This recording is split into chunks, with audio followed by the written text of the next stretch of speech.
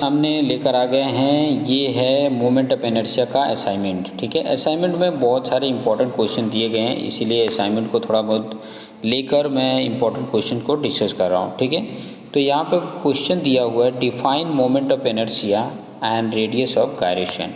ठीक है, तो मोमेंट ऑफ इनर्शिया का डेफिनेशन यहाँ पर सुन लीजिए। The second moment of area about any axis, मतलब किसी भी एक्सिस से सेकेंड मोमेंट ऑफ एरिया को ही मोमेंट ऑफ इनर्शिया बोलते हैं। मतलब आपने पहले एरिया मोमेंट निकाला, फिर उसी एक्सिस से उसी एक्सिस से सेकेंड एरिया मोमेंट अगर निकाल रहे हैं तो उसी को बोला जाता है मोमेंट ऑफ इनर्शिया। ठीक है, अगर अब इसकी यूनिट लिखने चाहते हैं तो mm⁴ होता है। नेक्स्ट इंपॉर्टेंट है radius of gyration. Radius of gyration का डेफिनेशन अगर देखेंगे तो ध्यान दीजिए, the distance from the given axis, मतलब जो भी एक्सिस दिया है वहाँ से डिस्टेंस को ही बोला जाता है रेडियस गायरेशन, जो एक्स डिस्टेंस बता रहे हैं।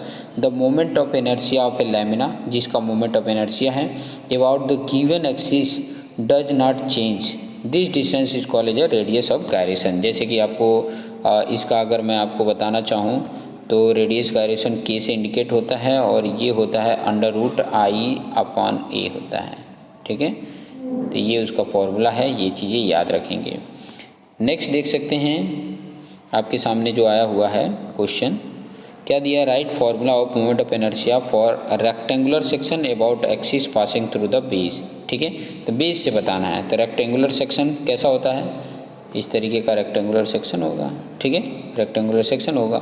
तो ये अगर ये बी है और ये डी है तो यहाँ पे आई एक्सेस, ये एक्सिस से अगर आई एक्सेस निकालते हैं तो BDQ/12 होगा। ठीक है, और बेस से अगर बताना है बेस से तो BDQ/3 होता है, BDQ/3। और यहाँ पे IYY DBQ/12 होता है, और बेस से बताएंगे तो क्या होगा, DBQ/3 होता है। ठीक है, बेस से 3 होता है, ये चीज़ें थोड़ा ध्यान में रखेंगे यहाँ पर एक्सिस के एवरेज में और ये बेस के। ठीक है, थोड़ा प्रॉपर तरीके से लिखेंगे तो आपको आइडिया मिल जाएगा।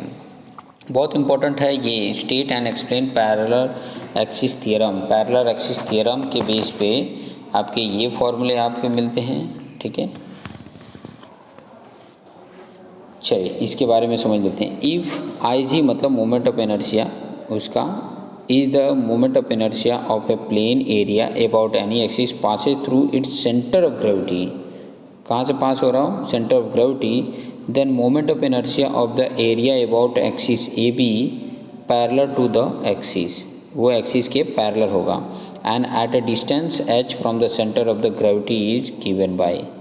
तो ये फॉर्मूला बन के हमारे सामने आ जाता है। ठीक है, किसी का भी कोई भी आपके सामने दिया हुआ हो, इसका अगर moment of inertia find out करना है किसी गिवन एक्सिस से, तो उस पर्टिकुलर का मोमेंट ऑफ इनर्शिया प्लस उस सेक्शन का एरिया इंटू h का स्क्वायर होता है। तो ये फॉर्मूला याद कर सकते हैं। ठीक है, मोमेंट ऑफ इनर्शिया स्टेप यहाँ पर उसका डेरिवेशन भी है, तो क्या हो जाएगा, ये वाला का एरिया इंटू उनके बीच का डिस्टेंस का स्क्वायर। ठीक है, तो IG आ जाता है summation DA into y square, मतलब कहाँ तक होगा ये भी दिखाना पड़ेगा। तो समीशन DA y की वैल्यू हो जाएगी h प्लस वाई का होल स्क्वायर, और यहाँ पे उसका होल स्क्वायर का अगर एक्सपांड करते हो तो a square plus b square plus 2ab जैसा फॉर्म में आ गया। और उसके बाद से हमें क्या कर देते हैं, सबका DA से मल्टीप्लिकेशन कर देते हैं, सबका सेपरेट अलग अलग सम कर देते हैं। और जब पूरे पार्ट का अगर लिया जाता है, ठीक है, एरिया क्या होगा, 0 से लेके कैपिटल A तक होगा एरिया। तो सब में कैपिटल A अगर कर देते हैं तो आपके सामने ये फॉर्मूला आ जाता है। ठीक है, IG प्लस AH स्क्वायर जैसा आ जाता है। ठीक है, तो ये चीज़ें आपको समझ में आ गया होगा, क्लियर। उसके बाद एक और आ जाता है परपेंडिकुलर एक्सिस थ्योरम, जो इम्पोर्टेंट है, state and explain perpendicular axis theorem. उसके लिए यहाँ पे बता सकते हैं कि IXS and IY be the moment of inertia of a plane section about two perpendicular axes meeting at O. If the moment of inertia IZ about the z-axis perpendicular to the plane and passing through the intersection of axis and YY axis is given by A. तो IZZ जो होगा वो IXS और IYY का summation होगा। ठीक है, summation होगा। तो उससे मिल जाएगा। तो ये आपके सामने ये फॉर्मूला आ जाता है, ये चीज़ें थोड़ा याद रखेंगे। और डिफरेंट जो सेक्शंस हैं, जैसे यहाँ पे बोला for a T section having flange this, flange इसको बोला जाता है, ये वाले पार्ट को फ्लेंज बोला जाता है, ठीक है, ये वाले पार्ट को फ्लेंज बोला जाता है।